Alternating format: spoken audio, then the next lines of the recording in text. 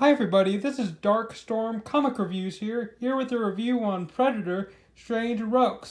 Now before I get into this review, I need to say this. If you are a person who is under the age of 18, I would not recommend watching this review. There is some pretty violent stuff in this comic. Predator is a pretty violent and mature character. So if you are a person who's under the age of 18, and especially if you're a kid watching this, I'd recommend getting off the video now. It's pretty violent. It's a very mature comic book. So yeah, if you're a kid or you're under the age of 18, I just recommend getting off the video because this is a pretty mature comic. But anyways, this is a review of the one-shot Predator Strange Roux from DarkHorse Comics, and the reason I'm doing this review is because the new Predator video game is coming out very soon, and I'm excited to play it. And also, I'm just a fan of the Predator series in general and the character. So yeah, I thought this would just be a fun one to do. This is called, again, Predator Strange Roux. I know the lighting's kind of bad here. Predator Strange Roux, it is a one-shot, which means it is a self-contained story. So yeah, here's the cover. We got the bayou look here. We got the Predator with his... That's such a cool picture. Such a cool picture, guys. I really like that. Predator coming out of the water. Sweet. Okay, yeah, let's get in the book, though. Okay, so it starts out, and it's very, sorry for the hand. It starts out where the story takes place in the bayou. It takes place in the bayou in Louisiana.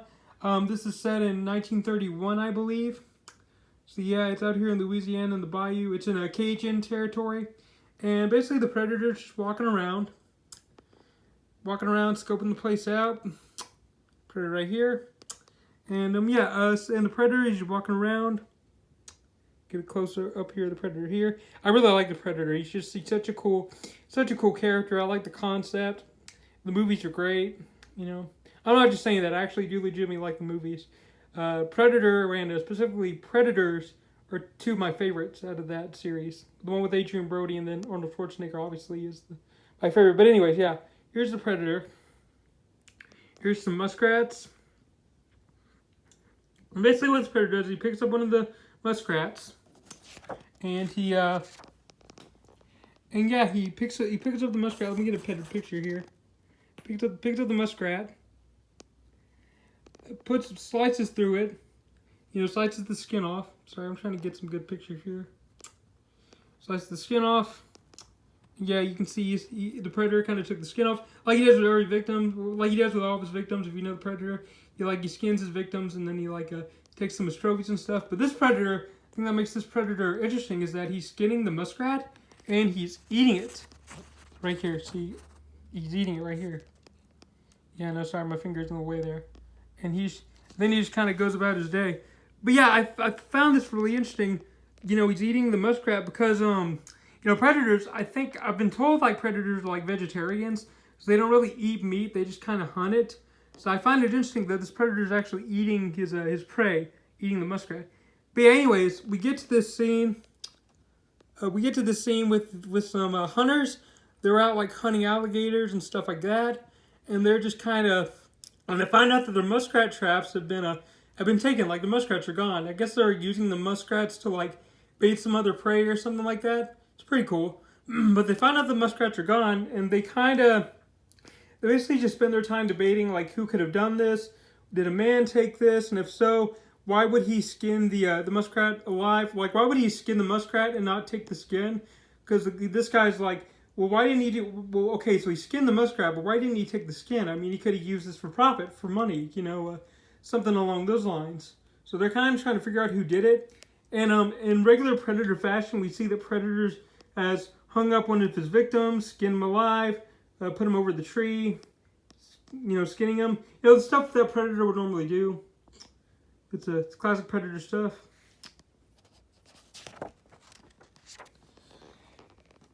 So yeah, they're trying to get good pictures here. They're still figuring out who did this. They find tracks. They're thinking maybe this is a gator. Maybe this is a gator. Maybe this is some kind of animal. They're trying to figure out who did this. And this is pretty cool. I like this shot of the tracks. And then this guy right here is they're just trying to figure out what's going on. And then they see and then a bit of blood drops on this dude. I know my hand's in the way. Sorry about that. Blood drops on this guy. They see, hey, another guy's just strung up here. You can see he's just kind of dropping, bleeding down. And then one guy's like, it's funny because one of them thinks that it could be like the Ku Klux Klan, like, attacking like African American people and stuff like that. It's like they think it might be the Ku Klux Klan. It's kind of funny in a dark way, I guess. But okay, so they're just trying to figure out who did this. And one guy, this old dude, the guy in the blue was like, I'm thinking it's the legend of the Gollywomp. And so they're like, the Gollywomp, and he starts explaining this. The Gollywomp is basically this wise tale, and the guy in the blue shirt starts explaining what it is. And it's basically this guy, the tale starts off, okay, so the tale starts off from this guy. He liked a girl. The girl ended up with another guy. The guy decided to, go to this lady who practices voodoo. And the voodoo lady, is like, okay, I can help you get your girlfriend back. And so she casts like a dark magic spell on the guy who's dating the girl. She's practicing all the voodoo weird stuff like that. And, so he does her voodoo magic, and she ends up killing the guy. She ends up killing the guy who's dating the girl that this guy likes over here. She ends up using her magic to kill the guy. The guy ends up in an accident. This guy right here. He ends up dead. And the guy gets his wish. Got some ads right here. So yeah, the guy gets his wish, but the voodoo lady's like, okay, now I did your wish for you, dude. Now you got to pay up. And the guy didn't want to. John right here. His name is Big John, by the way. The guy in the tale that the guy's telling. Guy's name is Big John. And the lady's like, you need to pay up. And the guy's like, yeah, I'll pay up later. And she's like, no, you need to do it now. And basically he says, okay, I'll do it by morning. But then he does it too late. He doesn't do it in time. He doesn't pay her in time. So she ends up turning him into like a bullfrog, like a gigantic. I'm not making this up. She turned him into like a big bullfrog. It's kind of funny. So he hops away. And so he's like, okay, if you turn me into this bullfrog, I'm just going to straight up kill her. And so he kills her, the voodoo lady. And yeah, the story is basically Big John, because he didn't pay the voodoo lady in time because the voodoo lady, took out because the voodoo lady did what he wanted. She took out the. Sorry, I'm trying to remember. She took out the guy that the girl that he wanted. Yeah, she took out the guy. She did the job he wanted, and so he's like, and she's like, okay, you need to pay me up, and he didn't pay her up in time. So she's like, okay, I'll turn you into a bullfrog, and so we end up just killing her like right there. So yeah, the tale is basically Big John got turned into a bullfrog because he didn't pay up the lady in time. So sorry about that. I was trying to explain it in a good way, but yes. But yeah, so basically the Gollywomp is just a big bullfrog. It's just a funny little tale. So yeah, so the guy's thinking, I'm thinking, yeah, it's the Gollywomp, because the Gollywomp likes to wear human skins because he wants to be human again, because Big John wants to be human. And so they're like, ha ha ha, come on, that's just a wise tale. You seriously believe that, old man? Like, come on. So they're just kind of making fun of him. Walking around. Still trying to figure out what's going on. Then, yeah, we got some more skulls up here. Let me get a better photo. Got some more skulls up here. Got a fly, skulls. Classic Predator stuff. Guys are walking around through the bushes until they hear a whir and a buzz, and they find out it's the Predator. And I like the scene because you can see the Predator is actually trying to clean the skull. He's using his tools to clean the skulls, just like in Predator 2. Yeah, I thought that was pretty cool. And yeah, so they're thinking this is the Gollywomp. The Predator's the Gollywomp. They think it's the big bullfrog. Basically, they think the Predator's the big bullfrog. The Gollywomp, yeah. So they think that's him. The guy's like, but the blonde guy's like, I could get paid so much for his hide, so I'm just gonna go ahead and shoot him now. The old guy's like, I'm getting out of here. I'm not sticking around. So the blonde dude clacks his gun. Predator turns around, and we get some pretty good action. Sorry, guys. Good action. The blonde guy takes a shot, shoots some of the Predator's dreadlocks. Predator starts bleeding. I like the scene right here, the green blood off of his dreadlocks. Then the Predator didn't like that, so he takes a spear, tosses it into the blonde guy.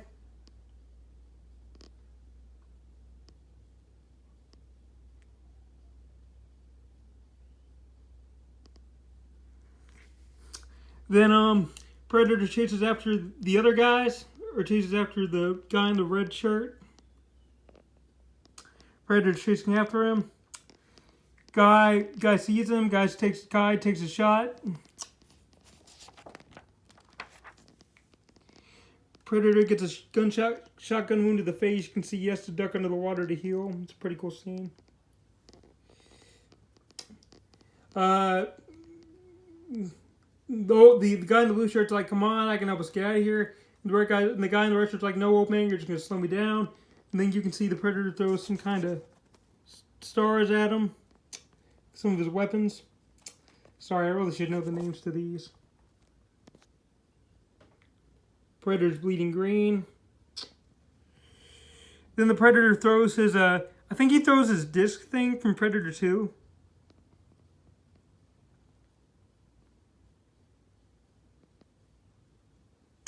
The guy trips and misses it by just tripping. It's pretty funny. The guy hits the water. Predator comes up to him. He's about ready to take him out. Then the guy in the blue shirt throws a rock at him. Guy's like, "Come on, I'm the one you want. I got more skins." The Predator uses his some more of his weapons. He fires a little rocket at the old guy.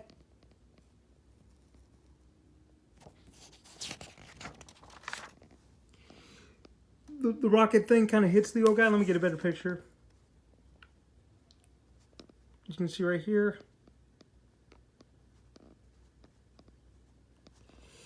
Yeah, and so the red guy and the guy in the red shirt aims a shotgun at Predator while the other guy distracted him. He takes a shot, but misses because the Predator grabs the gun, and then the Predator stabs him. You can see his head right here too, and the glove bleeding red. Just some good action overall. Then he follows the blood trail of the other guy, the last guy, the guy in the blue shirt, because the other two died. So he meets up with the guy in the blue shirt.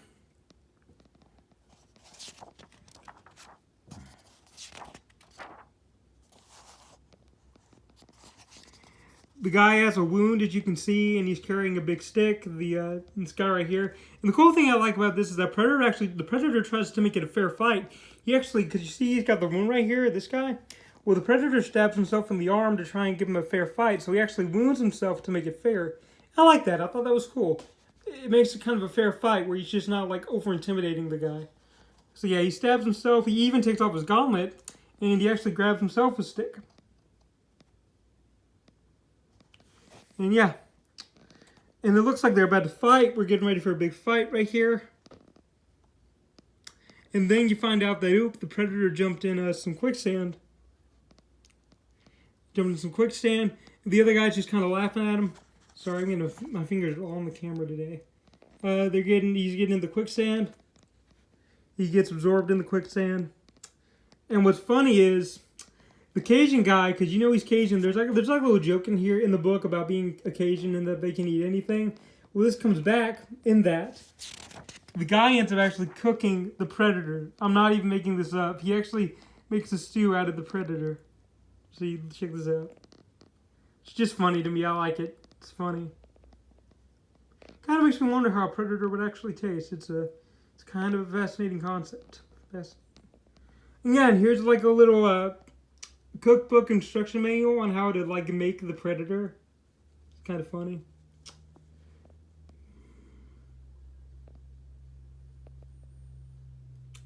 Yep. And yeah, that was Predator. That was Predator Strange Roux.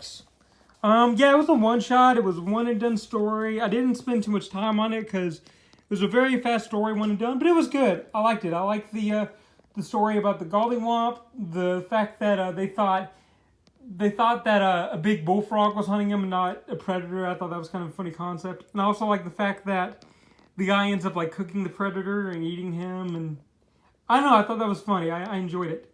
Oh yeah, and to give credit to the people who did this, I gotta give credit. Written by, I know the lighting ruins it. Written by Brian McDonald, penciled by Mitch Bird, inker Jason Rodriguez, if y'all can see that. Or all the other guys too. Yeah, so that's Predator Strange Roux. Yeah, I liked it.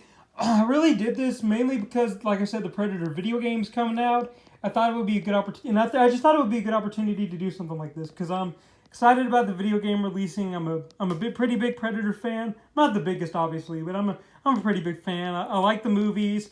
I own some of the comic books, which maybe someday I'll do some reviews on.